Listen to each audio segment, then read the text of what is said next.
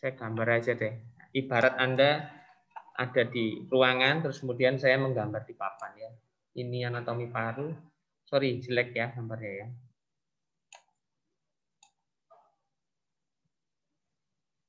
Nah, ini anatomi paru Anda bisa lihat ya.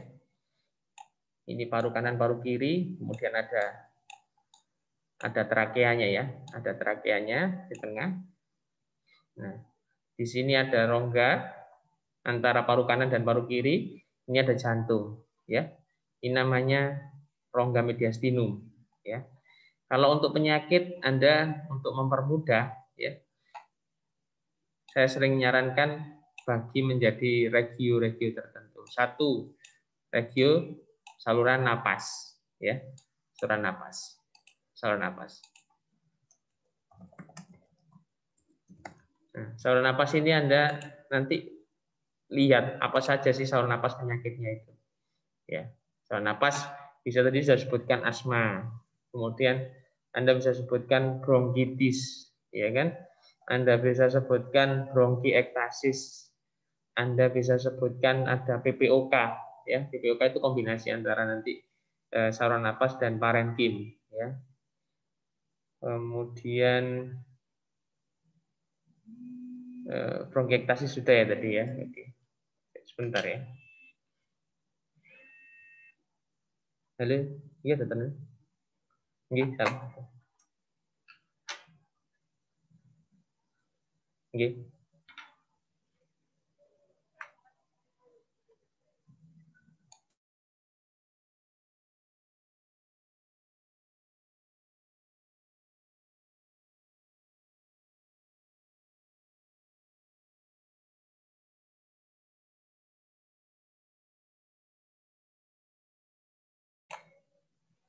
Maaf ya terputus.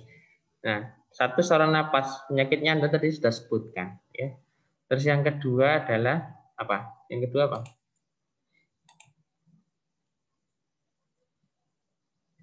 Unmute aja enggak apa-apa. Silakan jawab. Nomor 2 apa?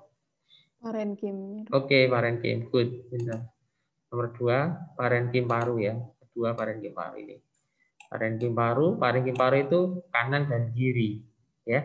Parenkim paru itu nanti terdiri dari lobus kanan, lobus kiri, ya. Lobus satu hemitorak kanan, satu hemitorak kiri. Nanti satu hemitorak itu satu sisi rongga dada itu terdiri dari lobus, ya. Nah, ini terdiri dari lobus ya. Yang di sebelah kanan ada berapa lobus?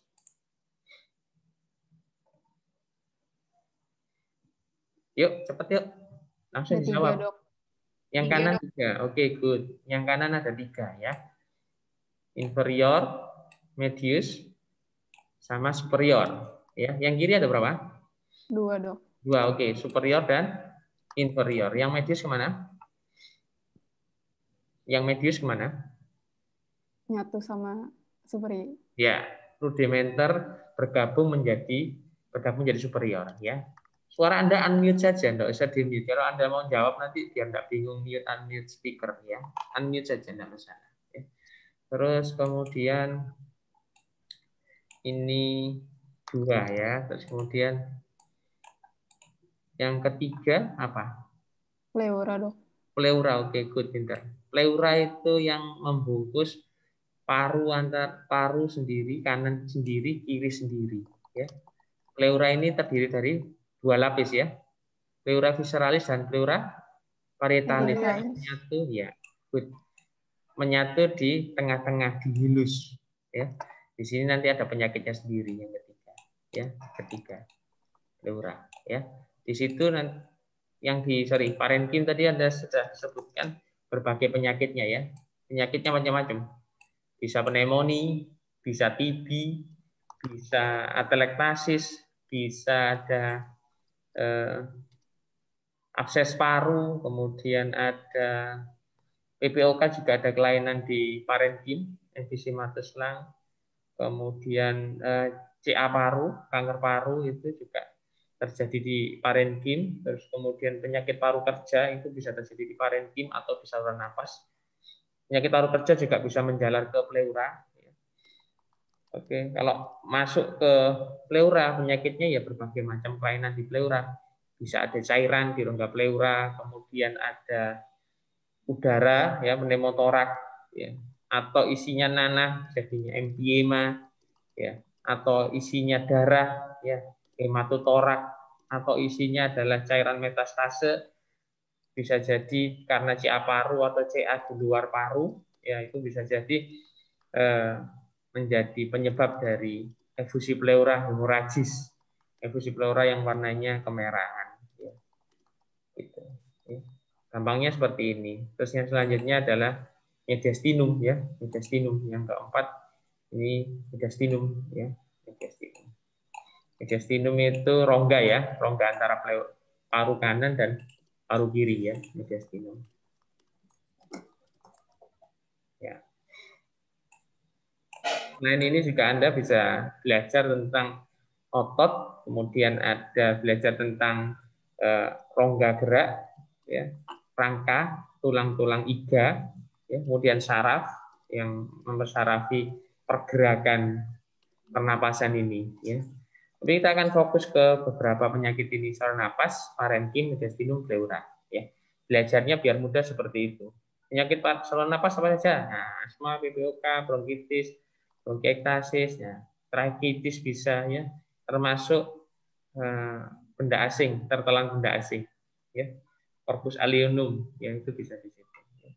Kalau dulu zaman sebelum COVID, Anda bisa melihat bagaimana pemeriksaan spirometri, bagaimana pemeriksaan bronkoskopi, ya ada alat teropong yang dimasukkan ke dalam saluran napas, Anda bisa melihat di dalam saluran napas itu ada apa, ya sampai ujung, tidak sampai ujung ya, sampai batas di depannya dari karina dari subsegmen ya, bisa Anda bisa lihat ya. Lobus ini nanti dibagi lagi ya, lobus ini nanti dibagi lagi. Lobus ini dibagi nanti menjadi segmen, dibagi lagi menjadi subsegmen ya. Ini nice to know buat Anda, tapi untuk DM ya itu paling tidak mengetahui lobus kanan itu berapa, lobus kirinya ada berapa, ini yang perlu Anda ketahui ya. Lobus inferior ini lebih dominan di sisi posterior. Jadi Anda perlu melakukan pemeriksaan fisik itu depan dan belakang ya. Karena bisa jadi ya infiltratnya itu ada di lobus inferior segmen superior ya. Lobus inferior yang kanan itu dibagi menjadi 5 segmen. Ada segmen superior ya, misalkan segmen superior, superobasal, superior yang basal. Itu kalau Anda periksa fisik dari depan bisa jadi tidak dapat kelainan karena stetoskop Anda menempel pada lobus medius ya. Tapi kalau Anda tempel di belakang, Anda bisa dengarkan ada mungkin rongki, ada bronkovesikular, Anda bisa dapatkan suara di situ ya. Itu pentingnya di situ ya. Oke. Ada pertanyaan? Oke. Saya stop share dulu bentar. Asma, oke. PPOK asma, oke.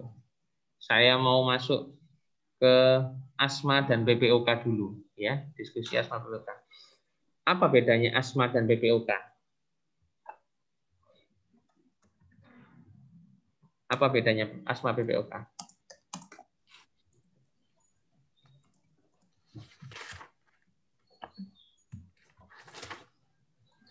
Yuk, saya ketik di chat. Apa bedanya asma PPOK?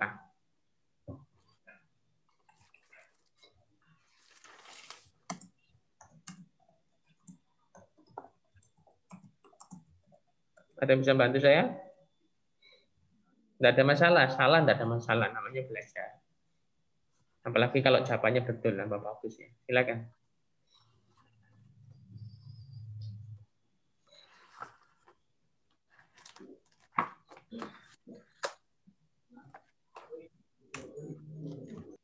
Siapa? Fariza. Kasih komen.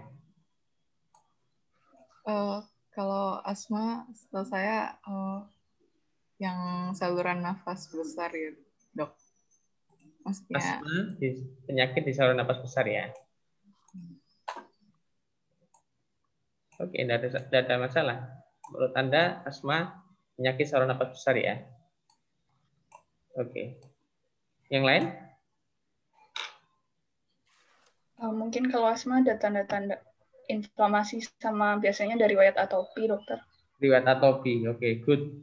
Ada atopi ya. Atopi itu apa? Orang tanpa topi ya. Atopi. Salah ya. Apa? Atopi. Atopi itu apa? Bukan alergi, dokter. Ya, Pak? Alergi, dokter. Riwayat alergi salah ya. Riwayat alergi. Oke. Alergi ya, bisa jadi. Alergi yang manifestasinya di mana? Saluran nafas. Bariza, saluran napas. Oke. Asma atopinya di saluran napas. Tetapi seseorang itu bisa memiliki atopi bukan hanya di saluran napas, ya. Bisa jadi di saluran napas atas dan saluran napas bawah. Kalau napas bawah manifestasinya bisa asma bronkial, ya, atau asma alergi. Kalau dia di saluran napas atas bisa jadi namanya yang pagi hari bersin-bersin, apa namanya? Apa? Rinitis alergi, dokter. Rinitis alergika, pinter ya. Rinitis alergika pagi bersin-bersin, nanti siang sudah panas, matahari tinggi, hilang bersin-bersinnya, ya. Kemudian satu lagi manifest di mana? Di kulit, dokter. Di kulit, oke. Nanti saya di kulit ya. Di kulit gejalanya adalah urtika, ya. Nah, orang dengan atopi tersebut, ya, biasanya genetik turunan, ya. Nah, itu muncul lagi. Ada satu lagi. Jadi inflamasi kronis, kemudian di saluran napas. Tadi Fariza menyebutkan saluran napas besar.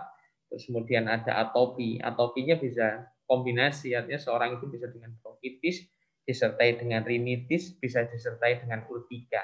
Tapi bisa jadi tidak, hanya asma bronkial saja, ya. Tetapi dia punya genetik dari orang tuanya, dari mbahnya, dari garis keturunan yang ke atas, itu ada yang manifestasi atopi. Bisa atopinya sama, bisa atopinya berbeda. Misalkan bapaknya itu punya riwayat asma, anaknya punya asma juga, seperti itu, ya. Tapi bisa jadi tidak sama. Yang ibunya rinitis alergika, dia asma, ya, seperti itu. Bisa kombinasi juga bisa, ya. Dan tipe alerginya, tipe alergennya bisa berbeda antara seseorang tersebut, anaknya tadi, dengan orang tuanya bisa berbeda, bisa sama, bisa berbeda, seperti itu, ya. Oke, asma, lanjut, apalagi? Boleh sebutkan asma dulu, nanti baru sebutkan PPOK. Tapi kalau ada mau menyebutkan PPOK dulu, tidak apa-apa. Kita lompat-lompat ya.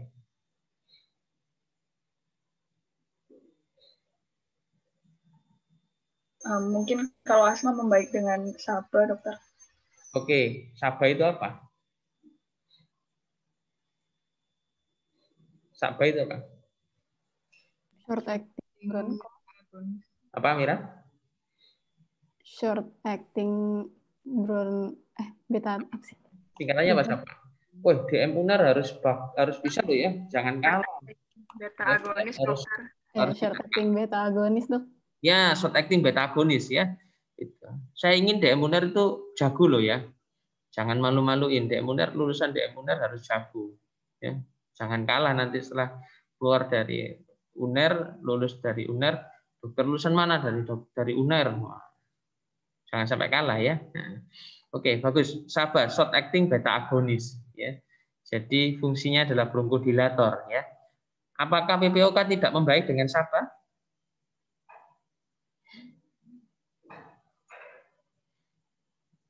Oke, nanti aja dijawab. Oke, selanjutnya asma lagi. Apa lagi? Bisa eksaserbasi, dokter. Oke, bisa eksaserbasi. PPOK juga bisa eksaserbasi ya. Terus apa? Yang membedakan apa?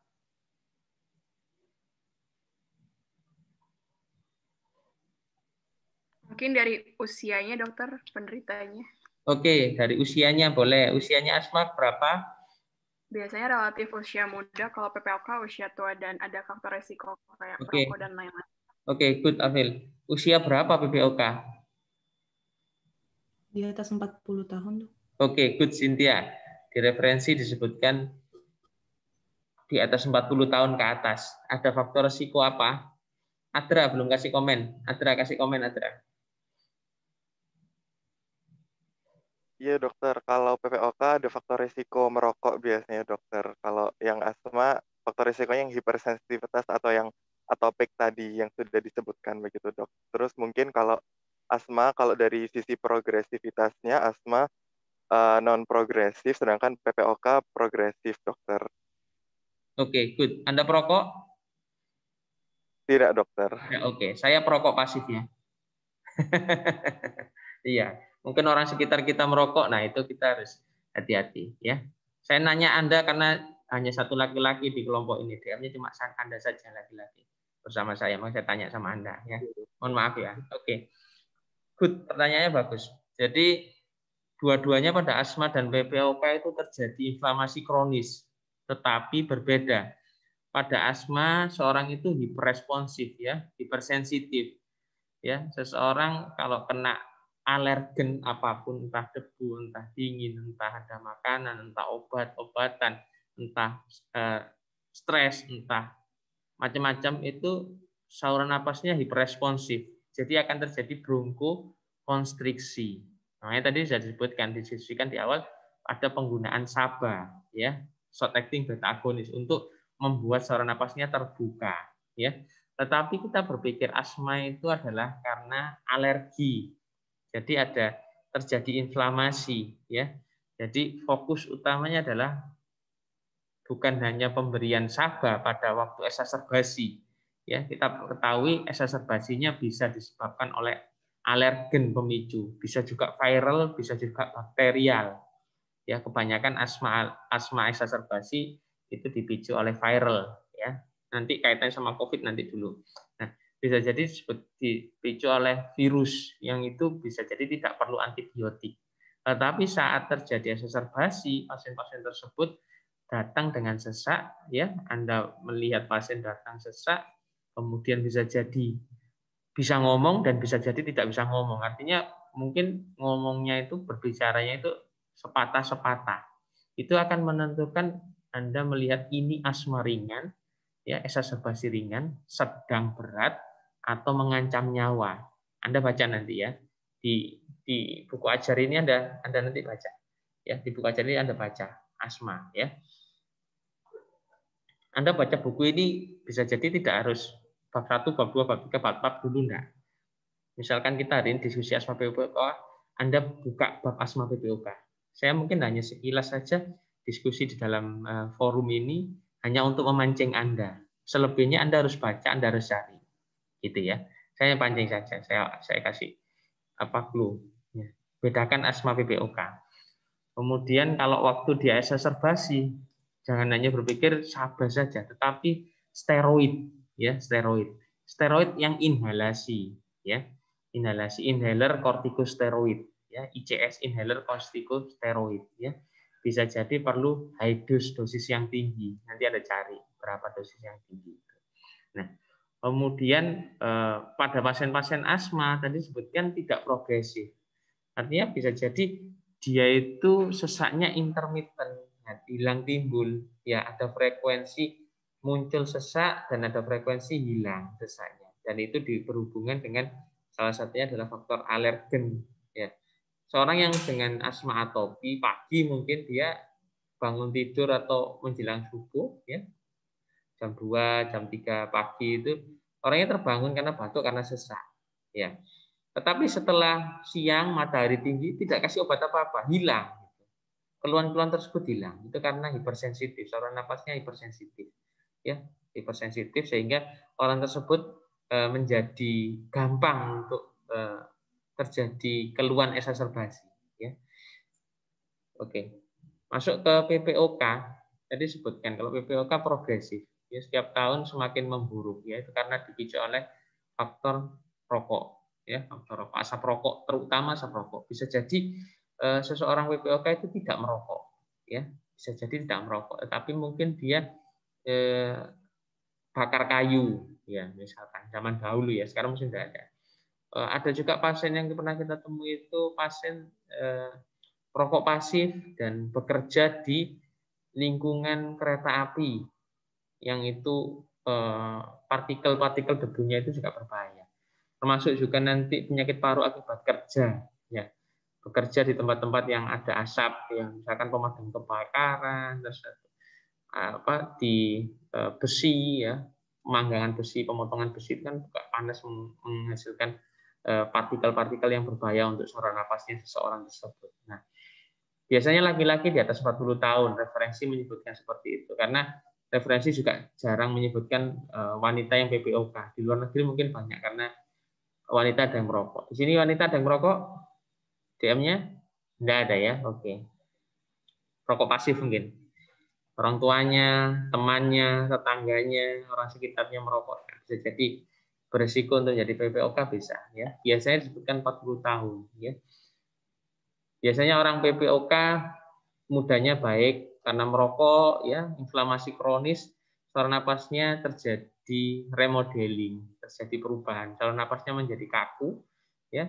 Tadi diskusi saluran napas besar, saluran napas kecil. PPOK itu biasanya saluran napas kecil memang. Tetapi yang asma sekarang diteliti bahwa bisa jadi asma itu juga terjadi pada saluran napas kecil. Ya, saya tanya dulu, apa bedanya saluran napas besar sama saluran napas kecil?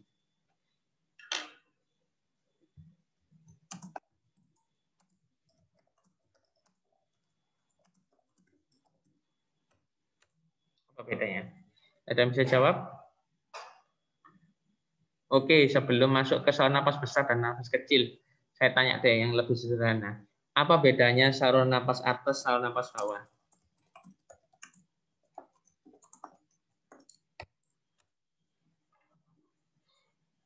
Apa bedanya saluran napas atas dan saluran napas bawah? Ada yang bisa komen? Kalau tidak salah batasnya Karina ya dokter. Oke, menurut Fariza batasnya Karina. Yang lain setuju batasnya Karina?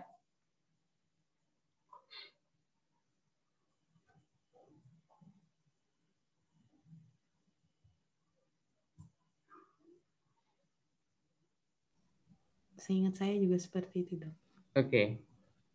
Cynthia bilang juga Karina. Yang lain setuju? Atau abstain?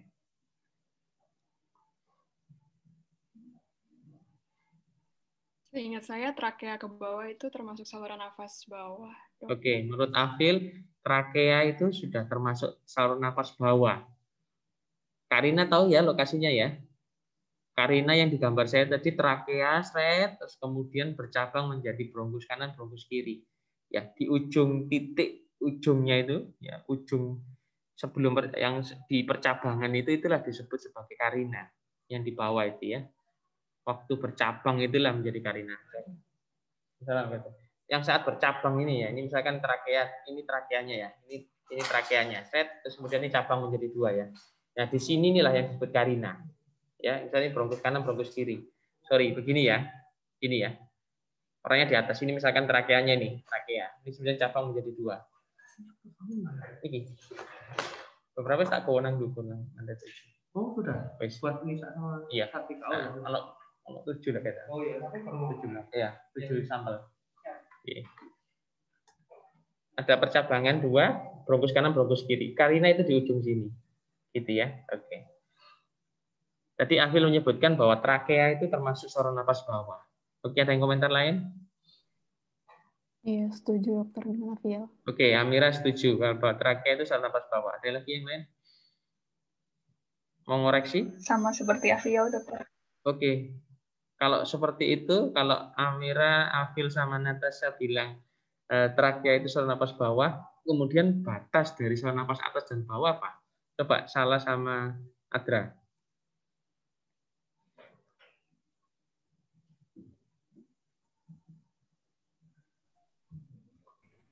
Apa bisa? Batasnya mungkin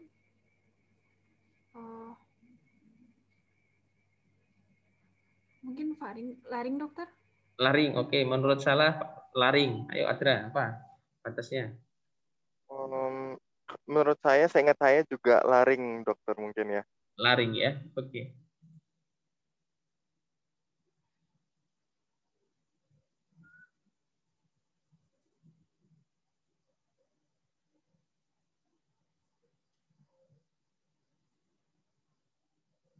Sebentar ya.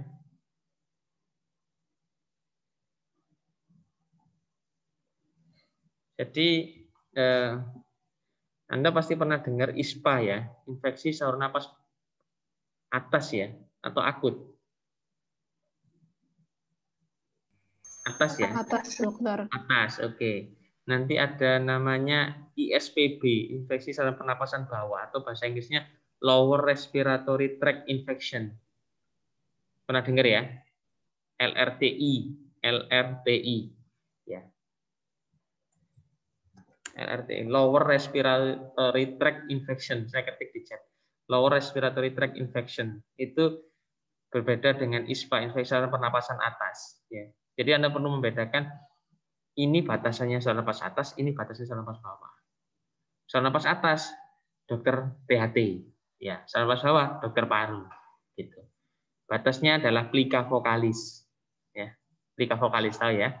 Plika vokalis. Kalau laring itu area besarnya, cut off-nya itu adalah plika vokalis. Plika vokalis tahu ya?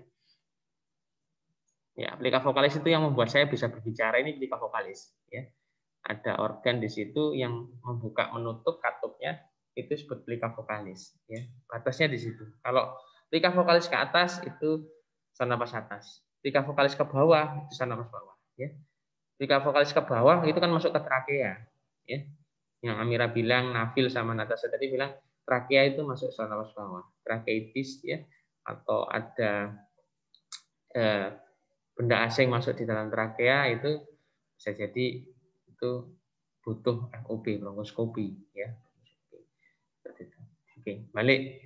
Setelah Anda tahu saluran napas atas, saluran napas bawah ya. Saluran napas bawah dibagi menjadi napas besar sama napas kecil. Ya. Apa bedanya saluran napas besar sama napas kecil?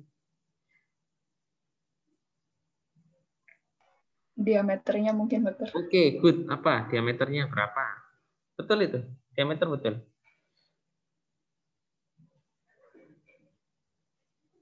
Yuk, silakan.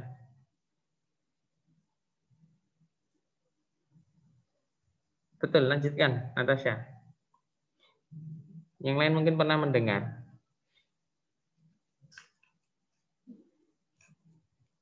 Karena dari awal kan kita diskusi, oh asma saluran napas besar, PPOK saluran napas kecil. Oke.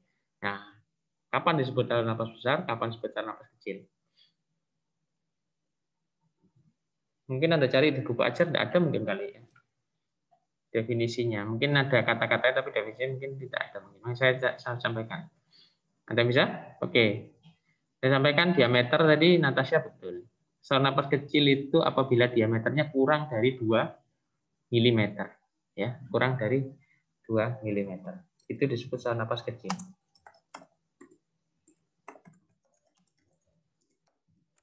Kalau lebih dari 2 mili itu saluran napas besar. Dibedakan karena aliran udara di dalam dua saluran napas tadi berbeda. Saluran napas kecil dia itu aliran udaranya adalah laminer. Laminer itu lurus. Karena saking kecilnya, jadi kalau ada aliran udara lewat situ dia akan aliran lurus. Sementara kalau saluran napasnya besar, alirannya bisa laminer, bisa turbulen, bisa muter-muter. Ya, bisa lurus, bisa ada muter-muter. Gitu, karena menabrak saluran napasnya, jadi bisa seperti itu. Itu makanya dibedakan seperti itu. Ya. Ini kaitannya nanti dengan obat-obatan bronkodilator. Ya. Buat Anda Nestuno aja. Ya. Obat-obatan SABA yang tadi Anda diskusikan, terus kemudian obat-obatan steroid inhalasi yang disebutkan tadi yang di awal. Ya. Oke, kalau pada PPOK progresif, karena dia inflamasi kronis, sengaja orang itu, kalau asma kan, kalau orang tersebut mengetahui, oh saya alergi debu, orang akan menghindari debu, ya kan? Menghindari debu, dia jauh-jauh dari debu, ya. Beda sama orang perokok. Tambah dia setiap hari menghirup asap rokok, ya. Jadi inflamasi akan terjadi berulang kali, semakin dia banyak asap rokok yang dihirup, maka akan semakin banyak terjadi inflamasi di saluran napasnya, dan itu disengaja. Akhirnya inflamasi terjadi perubahan remodeling saluran napasnya. Ya, saluran napas kecilnya terjadi remodeling, terus kemudian alveolinya juga terjadi perubahan, alveolinya jadi emfisematos, jadi paru-parunya secara total terjadi emfisematus paru-parunya istilahnya molor ya, memanjang, melebar ya. Dengan melebar seperti itu diafragma tentu saja akan turun ya. Dengan diafragma turun, parunya melebar, terjadi emfisematus lung. Anda ketahui patofisiologi untuk bernapas itu kan otot utama pernapasan adalah diafragma. Otot inspirasi utama adalah diafragma. Jadi kalau Anda waktu inspirasi, diafragma itu yang bentuknya dum, bentuknya melingkar ya, melingkar dum gitu ya. Itu kan waktu bernapas dia berkontraksi. Dengan kontraksi dia akan memendek turun. Dengan memendek rongga dada akan melebar. Dengan melebar udara bisa masuk, terjadi perbedaan tekanan negatif, udara bisa masuk ke dalam saluran napas, terjadi difusi seperti itu. Ya. Pada PPOK terjadi progresivitas, lama-lama terjadi remodeling, kerusakan anatomi organ dari saluran napas dan parenkim. Nah, kalau sudah terjadi kerusakan, itu berjalan terus tuh, ya. Dilaporkan bahwa seseorang yang sudah berhenti merokok, ya, efek inflamasinya itu bisa tetap berjalan sampai 10 tahun setelah dia berhenti merokok. Ya, berhenti sekarang, efek inflamasi itu masih bisa berjalan sampai 10 tahun. Dan itu kalau sudah terjadikan kelainan anatomi, itu tidak bisa balik, ya, tidak bisa kembali seperti semula. Saluran napasnya atau parenkim tidak bisa kembali seperti semula. Gitu, ya. Berbeda sama pasien dengan asma. Pasien asma mungkin karena alergennya dia sudah berusaha menghindari, terus kemudian bisa terjadi perbaikan, ya, terjadi perbaikan repair intermittent. Jadi bisa jadi nanti serangan membaik. Tapi kalau dia tidak terkontrol, ya tidak terkontrol, dia mungkin hidup di area yang alergennya cukup tinggi, ya itu bisa jadi terjadi remodeling juga asma kronis, ya terjadi remodeling juga yang nanti bisa jadi manifestasinya mirip dengan pasien PPOK seperti itu. Ya. Oke. Mendiagnosanya bagaimana? Tadi Anda sudah mulai bisa bedakan. Asma itu biasanya dari kecil, ada keturunan, terus kemudian ada faktor genetik ya dari keturunan, terus kemudian alergen, ada eksaserbasi, ada intermittent, terus kemudian ada tidak banyak terjadi progresivitas ya. Beda sama PPOK. PPOK ini biasanya usia 40, ada faktor merokok ya. Gejala yang utama ada 3 ya, terutama 3. 1 sering batuk ya, kemudian sering berdahak, dahaknya sering banyak ya, bisa jadi putih, kalau dia eksaserbasi ada bakterial bisa jadi dahaknya berubah warna. Terus satu lagi sesak yang 3 keluhan ini biasanya kronis, jangka panjang ya, jangka panjang setelah ada faktor pajanan ya. Nah, dari 3 ini ditambah dengan 1 faktor pajanan, satu lagi pemeriksaan apa untuk mengetahui bahwa pasien ini PPOK? Ya, silakan kasih komentar. Apa salah? Spirometri, dokter. Apa? Spirometri. Oke, spirometri, bagus. Spirometri. Anda pernah tahu spirometri seperti apa? Belum pernah tahu. Belum Anda boleh. Ya. Belum pernah lihat.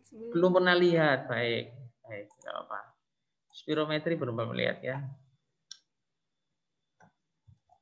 Spirometri ini alat untuk mengukur udara yang keluar dan masuk ke dalam saluran napas seseorang ya. Sebentar, saya perlihatkan gambarnya ya.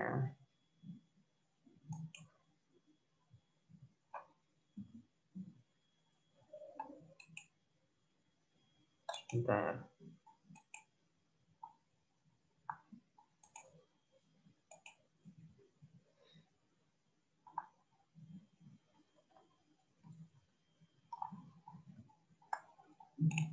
Share screen ya, sebentar.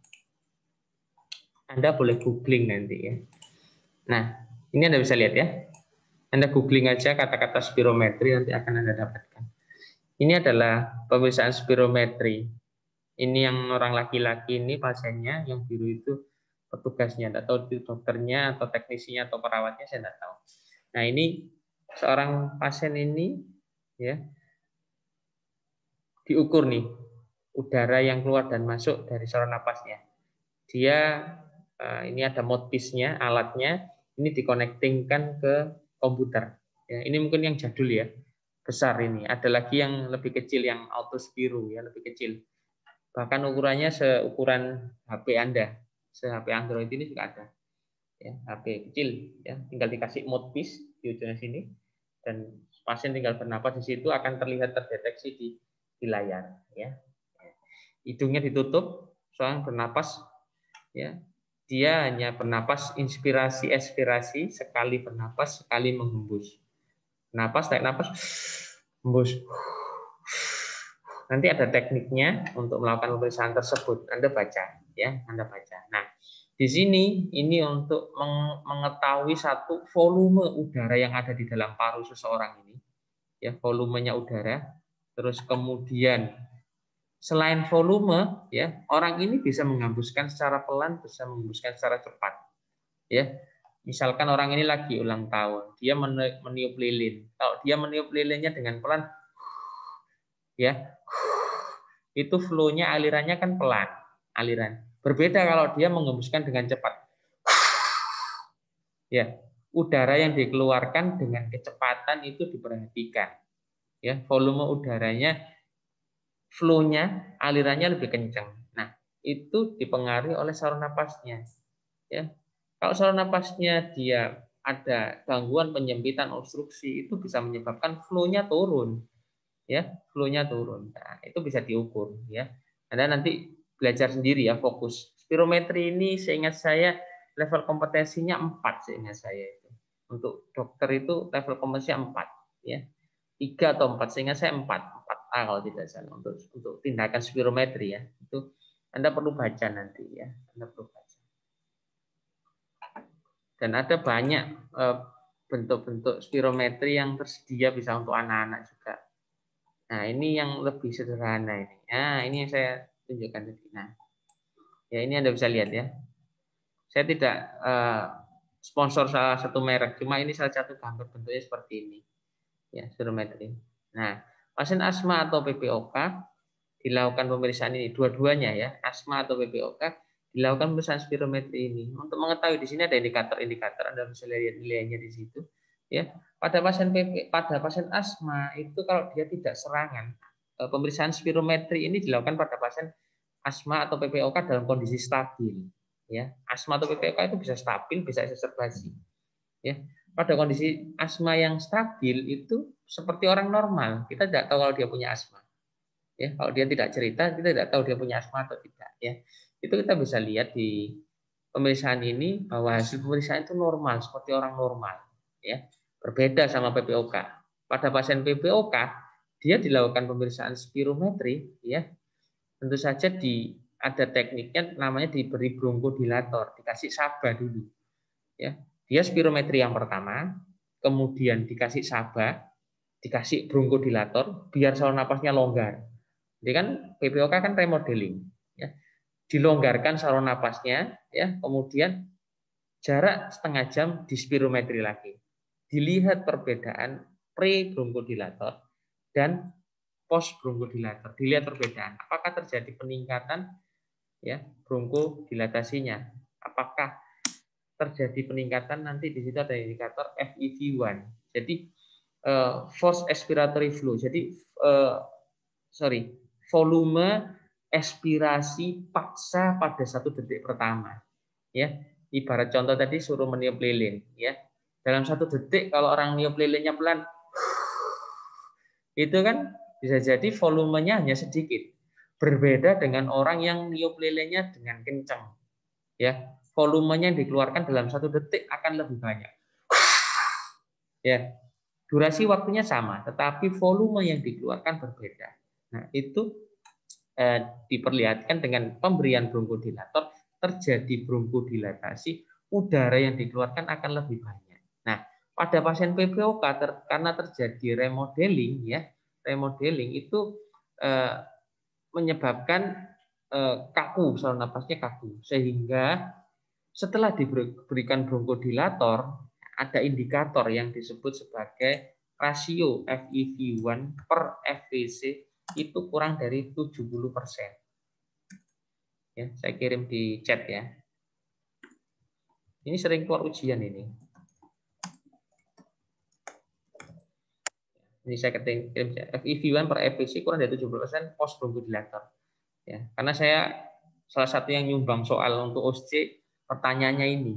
Jadi Anda harus tahu nanti kalau mana tahu bagaimana mendiagnosa PPOK ya dari gejala yang tadi, yang 3 tadi, terus ada faktor pajanan sebagai perokok ya dari perokok, terus kemudian di pemeriksaan spirometri didapatkan ini tanda sebagai obstruksi persisten.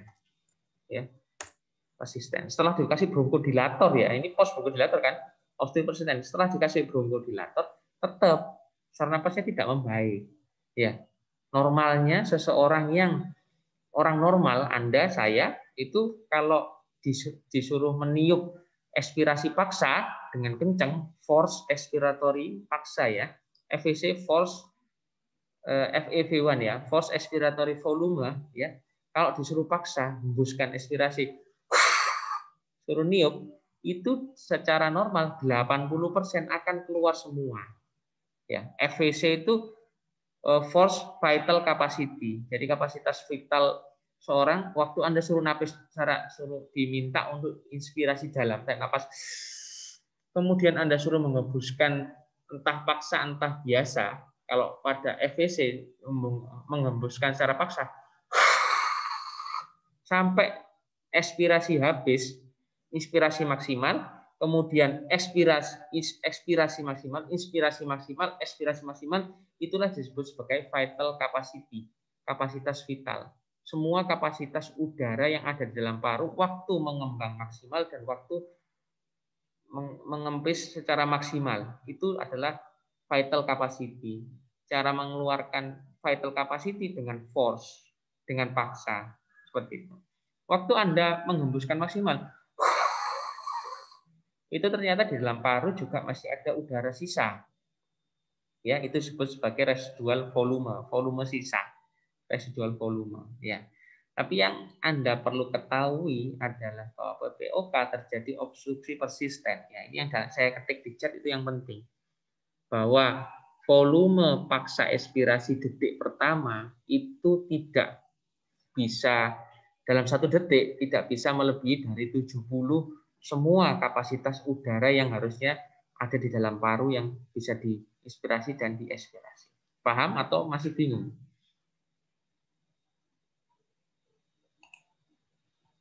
Bingung atau paham? Dulu waktu semester 4 ya, Anda pernah dapat materi spirometri? Pernah dapat kuliah spirometri? Masih ingat? Pernah. Semester 4. Semester 4 pernah ya? Mestinya pernah, karena saya ngajar semester 4 spirometri. Ya, mestinya pernah. Ya, mungkin lupa, ya wajar, tidak ada masalah. Manusiawi, kalau lupa, tidak ada masalah. Ya. Gitu. Nah, ini saya reminding lagi untuk Anda, karena Anda nanti akan ujian kompetensi, salah satunya ini dikeluarkan dalam ujian tersebut. Ya, gitu. Oke, menegakkan asma PPOK, perbedaannya seperti apa, sudah kita diskusikan. Bagaimana pemeriksaan penunjangnya, kita sudah bisa diskusikan. Kemudian foto ronsen. Pada pasien asma foto ronsennya normal, ya normal, ya. Bisa jadi didapatkan gambaran bronkitis, ya bisa ada, bisa jadi normal seperti foto ronsen. Beda sama orang PPOK. Orang PPOK bisa jadi paru-parunya emfisematus lung, paru-parunya molor, tapi tidak mesti orang yang emfisematus lung PPOK. Ya. Emfisematus lung itu gambaran radiologis, jadi kelainan abnormalitas dari foto ronsen. Tetapi PPOK ini penyakit paru obstruktif kronis. Kata kuncinya di situ, obstruktif kronis. Jadi harus ada kata clue-nya obstruksi. Obstruksi dinilai dari spirometri, seperti itu, ya. Dari spirometri. Spirometrinya didapatkan obstruksi yang persisten.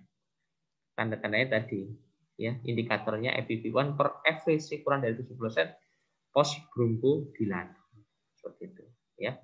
Jadi pasien PPOK Anda curigai dengan tanda-tanda tadi, Anda praktek nanti. Sudah lulus, orang 50-60 tahun datang dengan batuk, sesak, ya, sesaknya sudah lama, kronis, ya. Anda berpikir ini penyakit kronis, ya. Kronis bisa jadi PPOK, bisa jadi TB, bisa jadi kanker. Kalau berhubungan paru ya, bisa jadi kanker paru, bisa jadi seperti itu. Ya, nanti saya belum memperluas ke yang lain. Misalkan Anda fokus ke PPOK, mungkin ini pasien PPOK tanya, Pak, merokok Pak? Oh iya, iya Bu Dokter, Pak Dokter saya merokok. Gitu. Oke, merokoknya sejak kapan, berapa lama, Anda bisa hitung nanti derajat merokok ringan, sedang, berat. Ya, next to buat Anda. Nanti Anda boleh cari kapan disebut merokok ringan, sedang, dan berat. Anda bisa hitung nilai objektifnya. Berapa jumlah batang rokok yang dia hisap ya setiap hari dikalikan dengan durasi waktu tahun dia merokok. Itu nanti Anda ada namanya indeks Brickman. Ya, Anda boleh cari nanti ya, indeks Brickman atau pack years. Ya, saya ketik indeks Brickman atau pack years. Anda cari ya, indeks Brickman itu untuk menentukan ringan, sedang, berat. Dia merokoknya, oh ini perokok berat ini, ya disebut perokok berat ada indikatornya. Oh perokok ringan, perokok sedang ada, ya. Ada indikatornya, pack years-nya ada, ya. Seperti itu. Obatnya sudah obatnya. Ya, kalau pasien asma tentu saja yang pertama adalah menghindari alergen, karena ketahui kan dia alergi terhadap sesuatu, jadi alergen yang harus dihindari, ya alergen harus dihindari pada pasien-pasien dengan asma. Cari sendiri, pasiennya diminta memperhatikan kira-kira alergi dengan apa. Ya, setiap orang punya alergi yang berbeda, mungkin manifestasinya bisa sama. Ya. Terus kemudian obat, kalau dia bisa dilihat apakah stabil, apakah exacerbasi. Ya, kalau dia stabil, ya kita lihat perlu obat-obatan atau tidak perlu obat. Bisa jadi pasien asma tidak perlu obat, bisa. Tapi pada pasien-pasien dengan exacerbasi, Anda nanti belajar, Anda cari kriteria exacerbasi, asma exacerbasi. Exacerbasi itu ada ringan, ya. Terus kemudian ada sedang, ada berat, dan ada mengancam nyawa. Jadi pasien asma itu juga bisa meninggal karena asma exacerbasi, mengancam nyawa bisa sampai ventilator, bisa masuk ICU.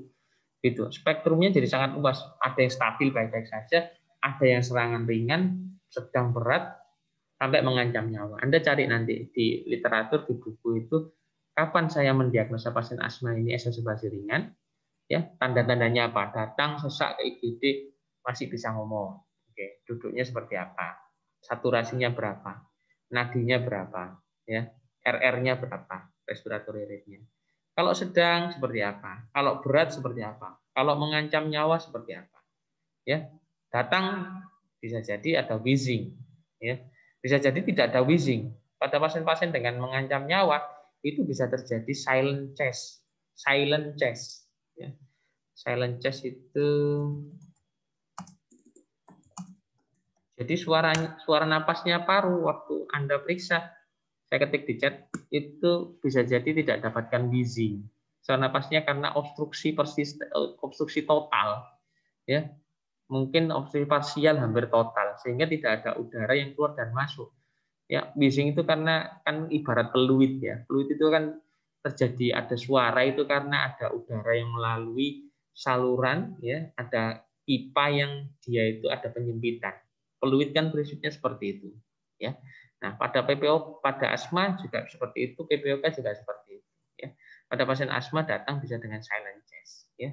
Pada pasien asma exacerbasi, ya. Saya dulu lulus jadi dokter, kerja praktek, malam-malam ada pasien datang, ya, usia muda laki-laki dengan keluhan sesak, ya. Saya mikir mungkin ini asma exacerbasi.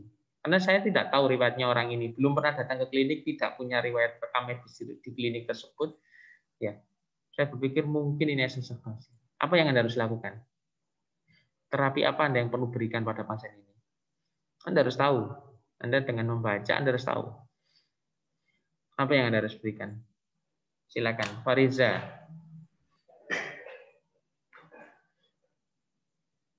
Mungkin pertama stabilkan RW-nya dulu dok, terus kemudian bisa diberikan oksigen atau SABA. Oke, stabilkan RW dengan cara apa?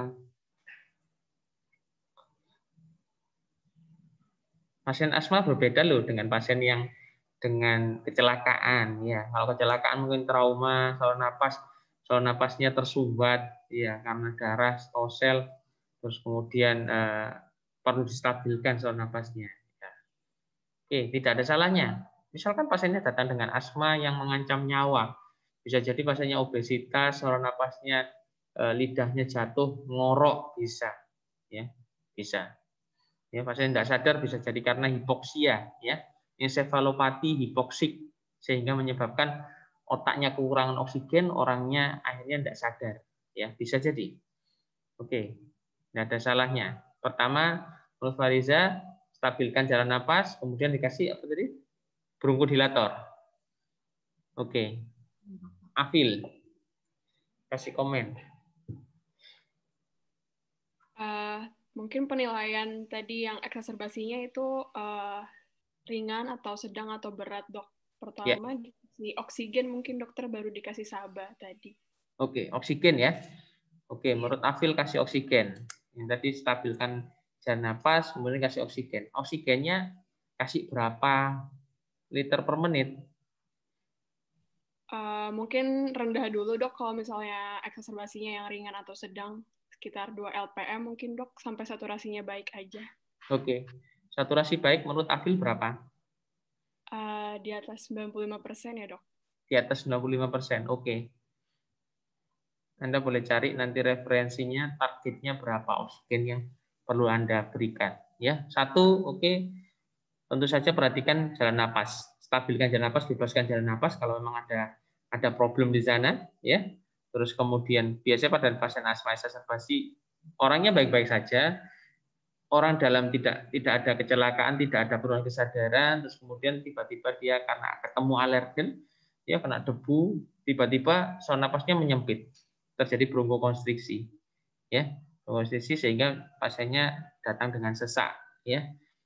Oke, Anda nilai eksaserbasi ringan sedang berat, mengancam nyawa. Kalau mengancam nyawa ya langsung ke ICU, ya, ICU. Gitu. Oke, ini boleh nanti kita nilai mungkin ringan sedang. Nanti Anda cari kriterianya ya, ada tabelnya itu. Kriterianya ini ringan sedang berat. Ada cara sederhana untuk menilai, oh ini ringan sedang berarti digabungkan.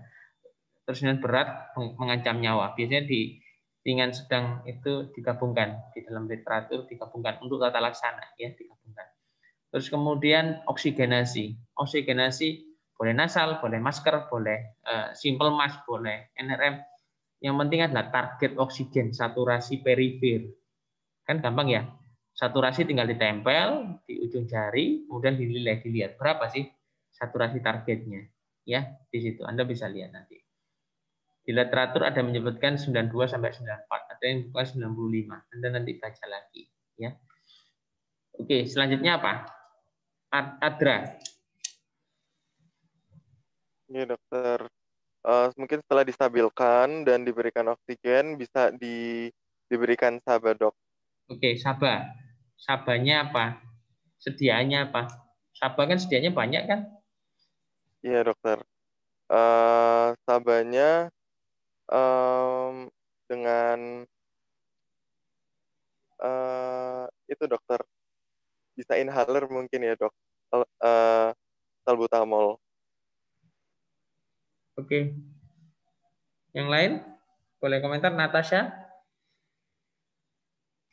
Mungkin setelah dinilai keparahannya tadi, jika termasuk yang ringan sedang bisa dikasih salbutamol, tapi kalau berat mungkin bisa dikasih Ventolin ya dok, yang langsung ada kortikosteroidnya. Ventolin, oke. Saya tidak sponsor obat, ya. Tapi untuk DM harapannya jangan mengetahui nama dagangnya saja, tetapi harus mengetahui nama generiknya. Karena begini, kalau diajarkan nama patennya, ya, itu bisa jadi satu promosi produk Yang kedua bisa jadi setelah Anda lulus obatnya sudah discontinue. Nanti waktu, dok, saya dulu waktu belajar itu saya itu memberikan Ventolin. Nah, sekarang saya mau ngurus Ventolin kok enggak ada. Nah, discontinue. Jadi Anda harus tahu komponen ini apa, isinya apa. Ya. Oke. Nah, ini saya tampilkan di layar. Ya, Ventolin inhaler ya. Inhaler ini reliever. SABA, short acting beta agonis. Ya, Ventolin isinya apa?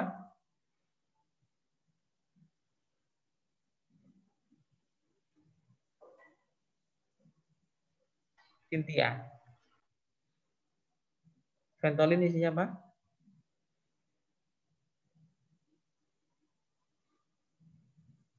Salbutamol.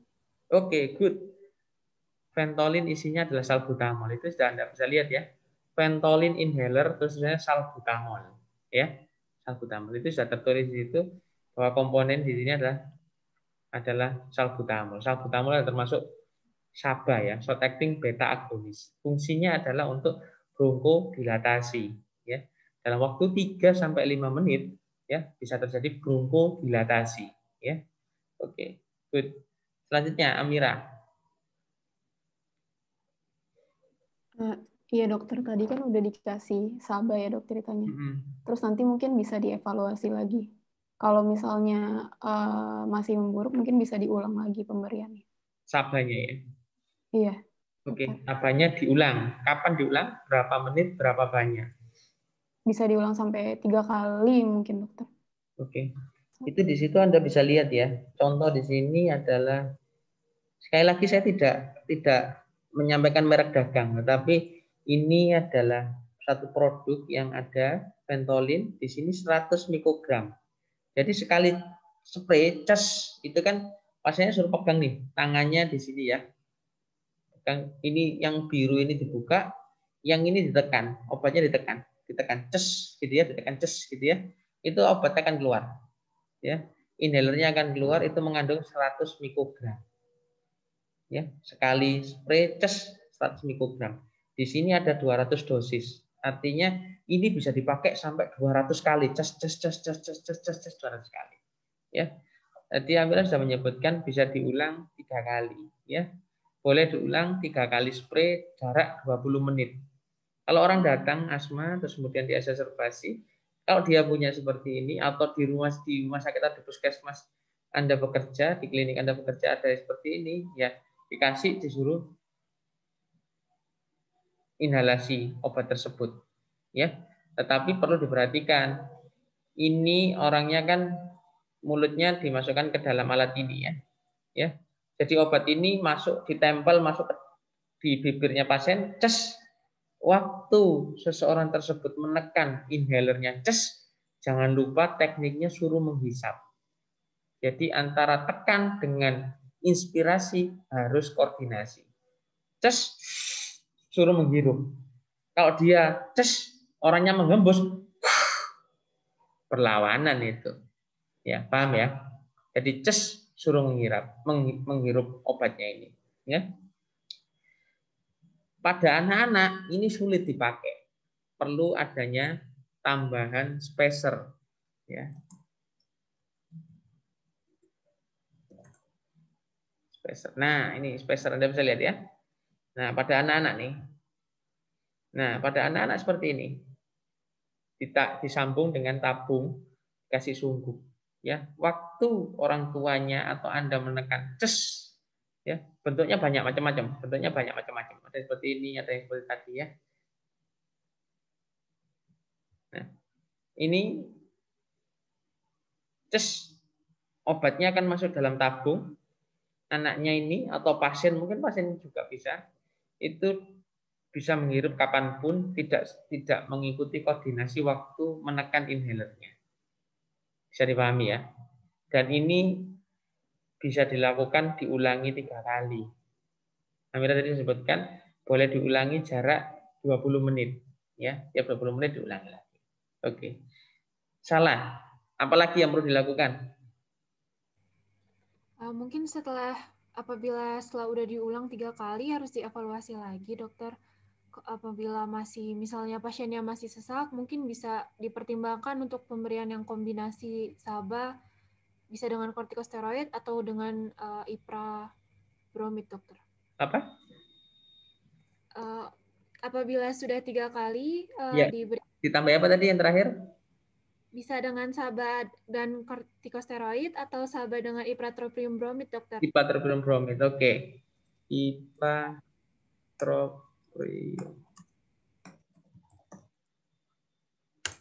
Apa itu ipratropium bromid?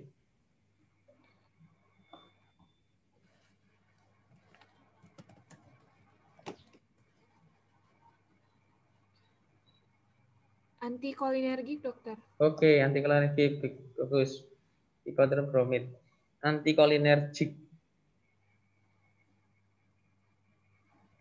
Ya, antikolinergik.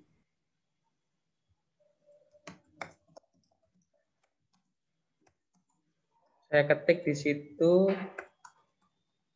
Antikolinergik itu sama, ya. Short acting muscarinic agent, ya. Sediaannya ada yang inhaler, ada yang nebulizer.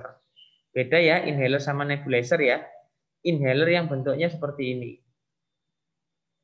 Yang ini inhaler, sama dengan bentuknya yang Ventolin tadi, inhaler. Ya, inhalation ya, inhaler ya. Mungkin di Indonesia tidak ada produknya atau bentuknya lain. Tetapi ada yang bentuknya adalah nebulizer ya. Nebulizer itu bentar.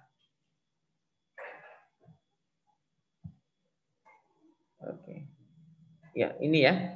Ini ada yang kombinasi Combivan. Sekali lagi saya tidak jual produk.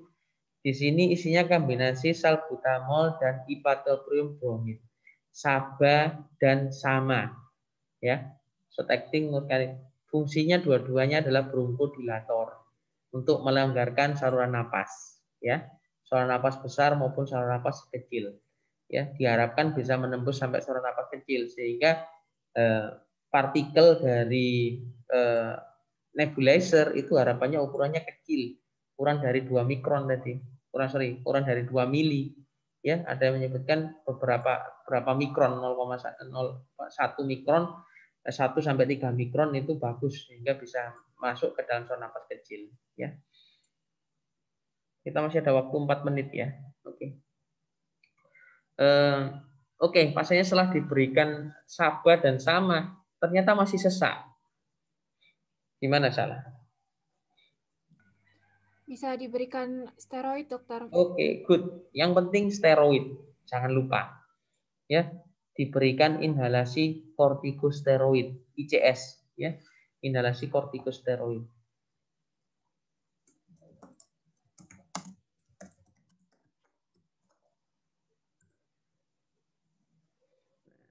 Kortikosteroid juga ada yang bentuk inhalasi, ada yang bentuk nebulizer ya.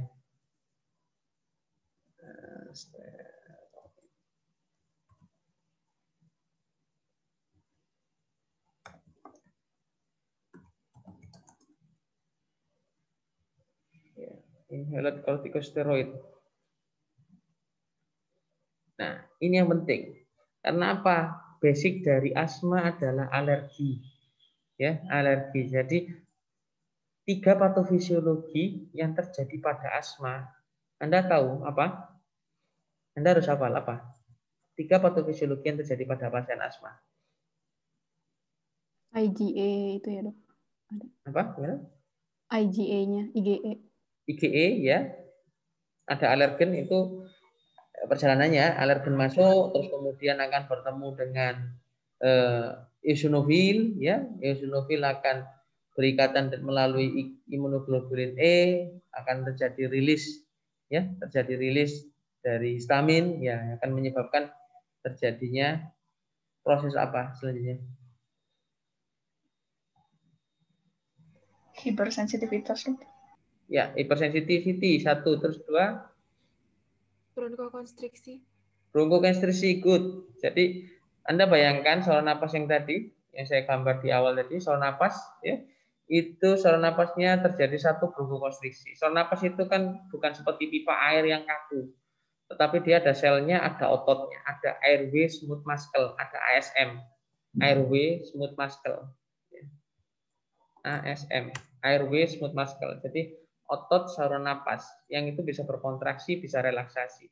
Pipanya tadi, itu pipanya tadi bisa relaksasi, bisa konstriksi, bronkokonstriksi. Satu, hiperresponsif saluran napas. Yang kedua, ada terjadi bronkokonstriksi. Yang ketiga, terjadi apa secara anatomis waktu fisiologinya? Sekresi mungkin. Oke, Nadra, terjadi sekresi sputum yang berlebihan. Jadi pasiennya kalau eksaserbasi, pasiennya batuk karena ada benda asing. Batuk itu adalah refleks tubuh untuk mengeluarkan benda asing tersebut, batuk tersebut, ya. Gitu. Oke, saluran napasnya Anda bisa lihat menyempit. Di dalam saluran napasnya isi dahak, ya. Semakin kecil lah saluran napasnya tersebut. Oke, good. Satu lagi. Satu lagi apa? Edema mukosa mungkin. Nah, Amira. Edema mukosa. Jadi mukosanya itu odema. 3 hal tersebut yang Anda harus hafal. Karena ada terjadi hiperresponsif bronkus, maka akan terjadi ada alergen masuk hiperresponsif bronkus sehingga terjadi satu bronkokonstriksi, menyempit. Kemudian edema mukosa, di dalamnya lumen terisi oleh sekret, oleh dahak. Maka semakin komplitlah terjadinya eksaserbasi. Semakin sempitlah saluran napas tersebut. Nah, Anda tahu basicnya adalah alergi, maka steroid jangan lupa. Jangan hanya bronkodilatasi, jangan hanya memberikan bronkodilator, tetapi edema mukosanya jangan lupa. Ya, kalau edema mukosa tidak dihentikan, ya hipersekresi mukus juga akan berjalan. Ya, lumen tidak akan bersih, bisa bersih. Ya, seperti itu. Jadi perlu dikasih bronkodilator yang kita diskusikan di awal. Ya, Saba, kemudian boleh dikombinasi dengan sama kalau memang masih bandel. Ya, setelah 3 kali dengan Saba kok bandel, dikombinasi dengan sama. Ya, kemudian steroid jangan lupa. Ya, steroid perlu diberikan. Ya. Inhaled corticosteroid ini perlu diberikan inhalasi karena dia reseptornya itu akan masuk ke dalam saluran napas. Ya, dia punya efek genomik dan non genomik. Non genomik ya, kalau genomik dia akan masuk ke dalam saluran napas, terjadi antiinflamasi, tapi butuh waktu yang lebih lama, bisa 30 menit. Tetapi dia punya efek non genomik yang dia kalau masuk tidak perlu masuk ke dalam sel saluran napas. Dia merangsang di luarnya dari sel tersebut akan menyebabkan terjadinya vasokonstriksi. Dengan terjadinya vasokonstriksi, sel-sel radang itu tidak akan banyak keluar, ya, sehingga tidak terjadi edema, mencegah terjadi edema. Dengan itu akan menyebabkan terjadinya edemanya berkurang. Ya, dengan edema berkurang, saluran napasnya akan lebih longgar lumennya, seperti itu. Jadi perlu yang pertama adalah terasa satu, bebaskan jalan napas, ya, perhatikan pasti itu. Kemudian berikan oksigenasi, ya. Oksigenasi tidak akan bisa masuk kalau saluran napasnya terbultu, ya, terjadi bronkokonstriksi, ada dahaknya, ada edema mukosanya, oksigen tidak bisa masuk. Nah, tentu saja harus diberikan satu bronkodilator, yang kedua dikombinasi dengan inhaler kortikosteroid. Ya. Jadi kalau Anda ketemu pasien asma eksaserbasi, Anda yakin nih kecurigaan asma, atau dia cerita, saya punya asma dok, ya saya punya asma, saya sering di nebulizer di rumah sakit. Nah, waktu itu datang ke klinik Anda, datang ke puskesmas atau di rumah sakit waktu Anda jaga di IGD. Nah, yang Anda berikan adalah satu, kasih tempat, kemudian kasih oksigen, ya, oksigennya terserah nanti, oksigennya apa yang dibutuhkan sesuai dengan saturasi. Kemudian inhalasi kortikosteroid, inhalasi dengan bronkodilator. Boleh dikombinasi dengan sabar dan sama. Bisa? Gampang ya? Jadi kalau Anda ketemu pasien seperti itu, Anda bisa berikan tata laksana utama. Oksigenasi satu, nebulizer dengan bronkodilator, nebulizer dengan kortikosteroid. Pada pasien yang dengan kondisi berat, ya, setelah pemberian obat-obat tersebut tidak ada perbaikan, ya kita evaluasi dalam 1 jam.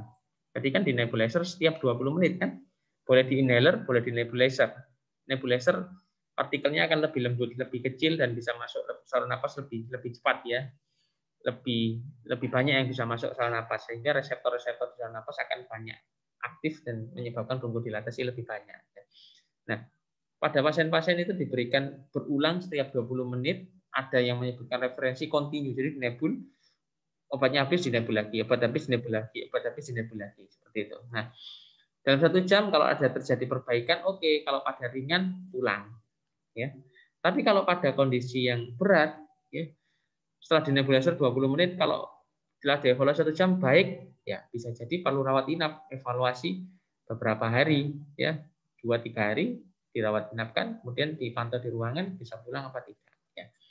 Kalau pada pasien tersebut terjadi perburukan setelah dinebulizer kok tidak membaik, ada tempat untuk pemberian injeksi kortikosteroid. Diinjeksi kortikosteroid, ya, diinjeksi kortikosteroid IV. Ya, pilihannya boleh macam-macam, boleh prednison, boleh metilprednisolon, boleh dexa, tergantung ketersediaan yang Anda ada. Ya, disebutkan literatur pilih yang onsetnya cepat karena kan exacerbasi. Pilih yang onsetnya cepat. Ya, onsetnya cepat. SABA inhaler tadi onsetnya cepat, 3-5 menit menyebabkan perbaikan klinis. Ya, steroid inhaled corticosteroid juga seperti itu. Efek non genomiknya tadi menyebabkan vasokonstriksi sehingga saluran nafas akan melonggar. Ya, untuk efek inflamasinya mungkin butuh waktu 30 menit kemudian. Ya, tetapi efek yang orang itu datang ke IGD yang dia cari adalah saluran nafas segera membuka, dia nafasnya lebih longgar seperti itu. Ya, oke. Ini yang penting tata laksana untuk asma. Untuk pasien PPOK juga sama. Hampir sama dengan tata laksana pasien dengan asma. Tetapi yang perlu diperhatikan pada pasien PPOK itu sering terjadi adanya retensi CO, karbonnya banyak. Ya. Karena orang PPOK itu udara bisa masuk, inspirasi bisa masuk, ekspirasinya tertinggal. Sehingga menyebabkan adanya terjadi emfisema selang, parunya molor. Karena ada air trapping, udara yang terjebak. Salah satunya adalah karbon, sehingga karbonnya akan tinggi pada pasien tersebut. Hati-hati pada pasien PPOK kalau dia exacerbasi, hati-hati jangan terlalu semangat untuk memberikan oksigen. Oh, ini oksigennya saturasinya masih 90, kasih oksigen, kasih NRMA, oksigennya di atas 95. Apa yang terjadi? Oke, kadar PO2-nya naik, tetapi perhatikan kadar CO2-nya juga akan naik. Dan itu bisa menyebabkan otaknya pasien PPOK terjadi keracunan CO, sehingga orangnya tiba-tiba ngantuk, ya, tiba-tiba penurunan kesadaran. Ya, itu harus hati-hati. Pada PPOK oksigenasi waktu dia exacerbasi targetnya 88 sampai 92. Berbeda sama pasien asma, ya. Terus kemudian pemberian bronkodilator sama dengan pada pasien asma.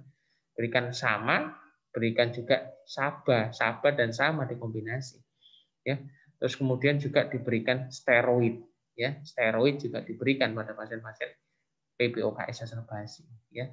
Intinya waktu exacerbasi longgarkan saluran nafas sesegera mungkin, seperti itu, ya. Setelah itu dicari kira-kira penyebab exacerbasinya apa. Apakah viral, apakah bakterial. Jadi pada pasien asma dan PPOK waktu exacerbasi belum tentu ditambah antibiotik. Ya. Boleh ditambah dengan obat simptomatis yang lain, misalkan dikasih mukolitik, oke, boleh. Dikasih dengan antipiretik, obat panas, boleh, ya. Kasih sesuai dengan simptomnya pasien, boleh. Evaluasi pada pasien PPOK, kalau memang ada namanya kriteria antonisme, Anda cari, ya. Antonisme kriteria. Nah, itu untuk membedakan pada pasien PPOK itu exacerbasi ringan, sedang atau berat. Dinilai dari 3 hal, apakah batuknya memberat ataukah dahaknya makin banyak. Satu lagi, apakah sesaknya makin memberat. Anda cari, ya. Ada tempat untuk pemberian antibiotik apabila kita ada curiga bakterial infeksi. Ada pilihan antibiotiknya apa? Anda bisa pelajari di buku seperti itu. Oke. Kalau kondisi setelah diberikan pelaksana awal di IGD pasien asma PPOK belum membaik, perlu rawat inap, diberikan obat-obatan di ruangan, ya. Di ruangan Anda memiliki obat misalkan aminofilin, di literatur di luar negeri, panduan GINA maupun GOLD tidak merekomendasikan pada pasien asma exacerbasi maupun PPOK exacerbasi. Tapi beberapa senior guru-guru di paru itu kita tanya, aminofilin bagaimana dok, Prof? Kalau dipakai di Indonesia, karena mungkin bisa jadi kita hanya memiliki obat tersebut di puskesmas atau di rumah sakit. Oke, silakan pakai saja dengan tetap memperhatikan efek samping yang terjadi. Efek samping apa? Obat-obatan pada asma POK bisa dibantu sebutkan? Aminofilin bisa bikin takikardi ya, dok. Oke, good. Takikardi. Terus apa lagi? Vomiting. Vomiting apa lagi? Palpitasi ya. Terus apa lagi? Agitasi juga. Agitasi, oke. Apa lagi? Aritmia, dokter. Aritmia, good. Terus apa lagi?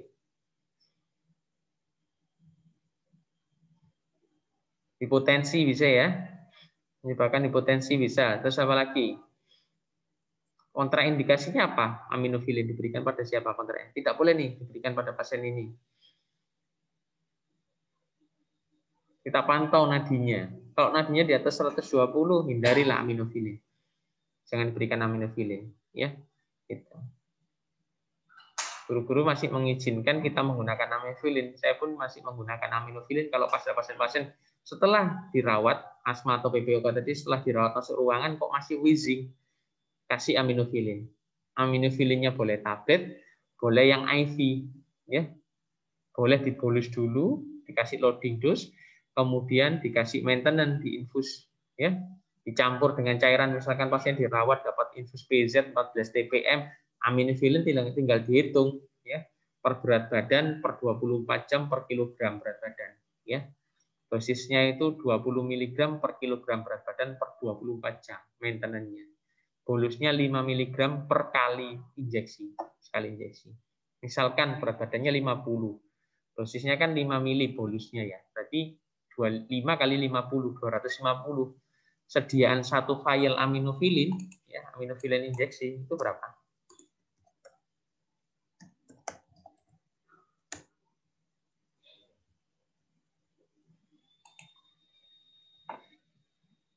Nih saya tunjukkan ya, saya tampilkan slide.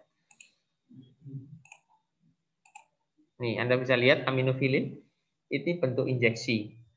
Di situ injeksi 24 mg per mililiter IV. Disebutkan di situ 30 ampul masing-masing 10 mili. Jadi satu filenya itu adalah 10 mili. Ya. Satu filenya 10 mili. Filenya besar, ampul filenya besar. Nih, file ampulnya besar ya. Ini satu gini 10 mili. Ya, 10 mili. Ya. Kalau 10 mili terus kemudian 1 milinya adalah 24, berarti satu filenya 10 mili ini mengandung 240 mg. Berarti pasien dipoluskan 250. Berarti kan kurang 10 aja ya. Tidak ada masalah lah. Kita berikan satu vial bolus. Ambil satu bolus. Ya, gitu. Tapi tentu saja ini setelah tata laksana yang awal kita diskusikan tadi. Ya. Setelah tadi sudah diberikan yang tadi salbutamol, kemudian steroid, ya, kemudian oksigenasi, ya. Setelah dievaluasi 1 jam mungkin tidak ada perbaikan, ya bisa jadi ada tempat pemberian ini. Pada pasien asma ada tempat untuk pemberian magnesium sulfat, injeksi magnesium sulfat. Anda baca ya nanti ya, magnesium sulfat.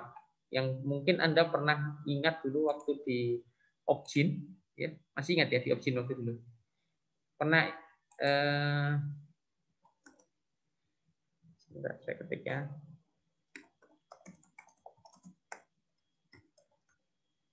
Atau MgSO4. Masih ingat? Pada pasien preeklamsi, Anda ingat injeksi bokong kanan, bokong kiri. Anda sudah masuk Opjin? Belum ya?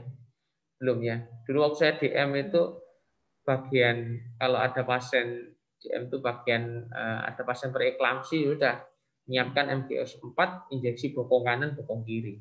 Ya.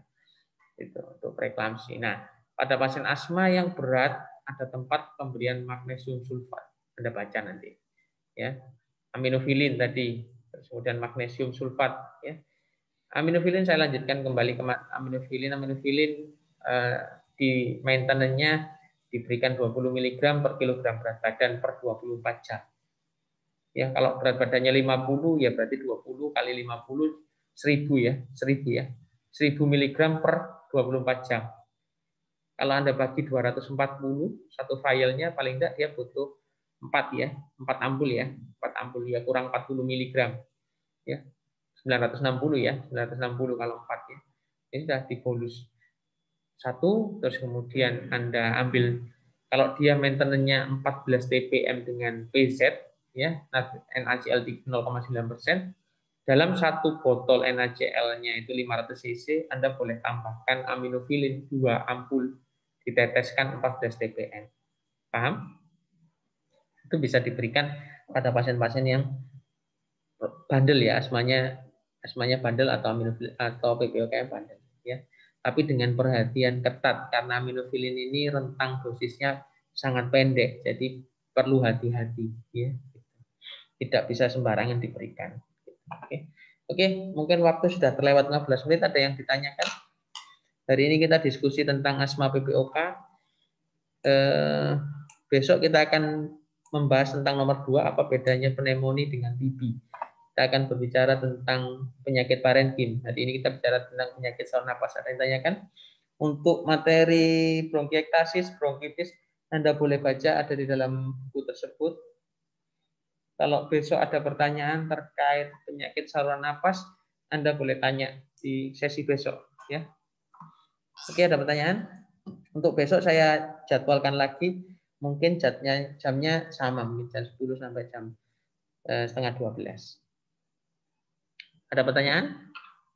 Nah, dokter mau tanya, dok. Silakan. Bedanya spirometer sama peak flow meter itu gimana ya, dok? Oke, fungsinya? Pertanyaan bagus. Peak flow. Saya carikan gambarnya ya. Ini saya share screen dulu. Peak flow. Ini peak flow. Ya, ini gambar-gambar peak flow. Anda boleh cari peak flow. Ya, ini peak flow ya. Saya besarkan satu peak flow. Peak flow ini prinsipnya hampir sama dengan spirometri. Spirometri indikator pemeriksaannya lebih banyak. Peak flow ini hanya satu indikator yang dicari, yaitu peak expiratory flow. Ya, peak flow. Peak expiratory flow. Jadi metode mencarinya untuk mendapatkan ini adalah pasien diminta untuk ini ya, mulutnya dimasukkan dalam ujung ini, di dalam ujung mouthpiece-nya ini. Kemudian pasien sebelum bernapas di sini dia suruh tarik napas dalam. Kemudian mau menghembuskan waktu ekspirasi, mulutnya dikatupkan di dalam mouthpiece. Kemudian suruh niup secara kuat ekspirasi. Dengan itu orang ini ada indikatornya merah akan naik. Di sini akan bisa terlihat ini berapa mililiter. Ya, peak expiratory flow. Jadi flow alirannya yang diukur. Ya, alirannya. Pada pemeriksaan spirometri itu ini juga bisa diukur, peak flow, peak expiratory flow itu bisa diukur. Anda masih ingat grafik spirometri enggak ya? Lupa mungkin ya.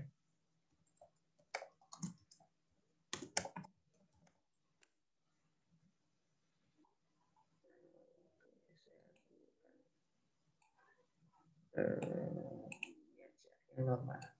Ya. Kelihatan ya ini ya. Grafik yang ini saya tampilkan sebelah, mungkin agak kecil. Oke, ya. Ini adalah grafik yang dihasilkan pada alat autospiro. Ya, autospiro akan bisa di layarnya itu akan kelihatan grafik, salah satunya ini. Ada dua grafik yang bisa dimunculkan pada spirometri atau autospiro. Yang pertama adalah grafik flow, ini flow per volume dan volume per time. Kalau volume per time seperti ini atau grafiknya sebentar.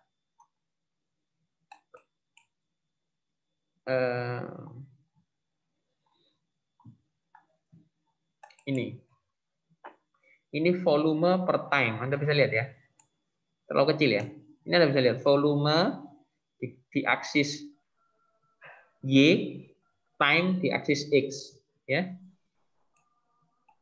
Waktu pasien Ini kan force expiratory, jadi expirasi paksa, terus ngembus.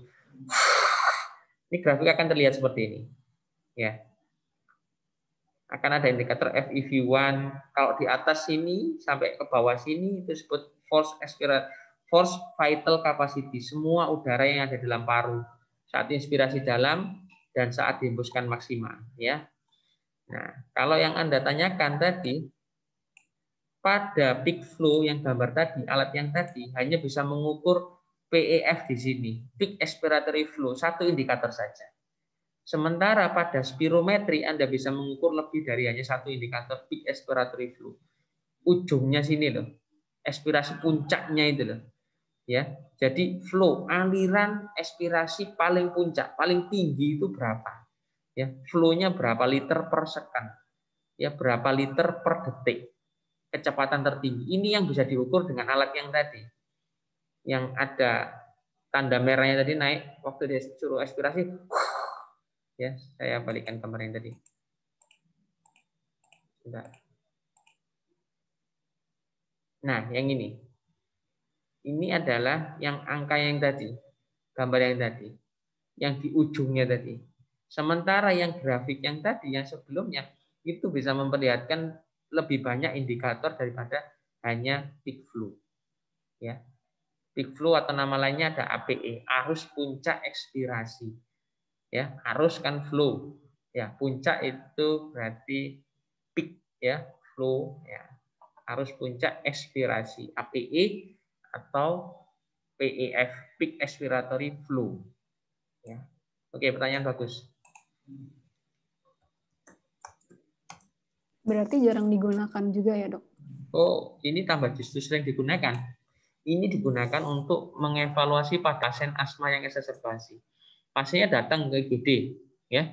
Kemudian sebelum dia diberikan bronkodilator, kita lakukan pemeriksaan ini, ya. Jadi untuk menilai saluran napasnya lebih sederhana. Ya, kalau spirometri kan tidak boleh dilakukan pada pasien exacerbasi. Kalau ini boleh dilakukan pada pasien yang exacerbasi untuk evaluasi. Datang, kalau memungkinkan dilakukan peak expiratory flow dulu. Dites, naik misalkan sampai 200. Kemudian dikasih oksigen, dikasih nebulizer dengan bronkodilator, SABA, dikasih nebulizer dengan steroid, ya. Kemudian dievaluasi sebentar, diminta lagi untuk melakukan pemeriksaan peak flow. Ya. Diminta melakukan pemeriksaan peak flow, ya. Ini kemudian suruh hembus expirasi. Akan naik. Tadi awalnya 200, setelah dikasih bronkodilator pertama, tatasan awal naik misalkan 300. Ya kan? Kemudian dikasih bronkodilator lagi, masih sesak, izin diulang. Kan Anda tadi kita diskusikan sampai 3 kali. Ya, bisa diberikan sampai 3 kali. Suruh ukur ini naik nih 350. Ya. Suruh lagi naik 400. Nah, ini berarti menunjukkan pasien ini ada respon terhadap bronkodilator dan pemberian steroid inhalasi. Jelas ya? Ini alatnya sederhana untuk mengukur dibandingkan yang spirometri. Spirometri tidak boleh dilakukan pada exacerbasi. Kalau ini boleh untuk mengukur respon dari pemberian obat. Kalau setelah diberikan ini kok tidak naik, ya berarti saluran napasnya belum melonggar. Gitu. Kalau dengan diberikan bronkodilator, terus indikator flow-nya naik, ya merahnya ini naik, ya berarti dia menunjukkan ada respon terhadap bronkodilator. Kita bisa melihat saluran napasnya longgarnya seberapa, tapi kita bisa melihat indikator aliran udaranya ini ada peningkatan. Seperti itu. Jelas ya? Ya, jelas. Oke, Terima kasih, Dokter. Oke, sama-sama. Mudah-mudahan terjawab. Oke, ada lagi? Mungkin kalau sudah tidak ada pertanyaan, dikumpulkan besok aja ya pertanyaannya ya. Karena saya hari ini harus habis sholat saya ada webinar lagi. Gitu. Oke. Semoga bermanfaat untuk Anda. Hari ini kita diskusi tentang saluran napas, ada penyakit lain, bronkitis, bronkiektasis. Saya juga menulis bronkiektasis di buku itu, Anda boleh baca. Kalau Anda tidak jelas, besok boleh kita bertanya. Ya, Insya Allah besok kita agendakan jadwalnya, Insya Allah sama, nanti linknya saya kirimkan. Mungkin linknya sama, saya kirimkan nanti untuk pertemuan besok jam 10 sampai jam setengah 12. Ya. Oke, saya akhiri untuk sesi diskusi hari ini. Semoga bermanfaat dan tidak mengurangi penyampaian materi di zaman pandemi. Nanti kita sempatkan besok diskusi tentang pneumonia TB, termasuk juga kalau ada waktu kita diskusi tentang COVID, ya. Karena COVID ini ada di sekitar kita dan Anda dokter yang sifatnya Anda perlu mengetahui, mengedukasi kepada keluarga Anda minimal dan kepada orang sekitar Anda apa itu COVID, gitu ya. Oke. Oke, saya tutup ya. Saya akhiri ya. Oke. Saya ucapkan terima kasih. Bila taufiq hidayah. Assalamualaikum warahmatullahi wabarakatuh. Waalaikumsalam. Terima kasih dokter. Sama-sama. Terima kasih banyak dokter. Sama-sama.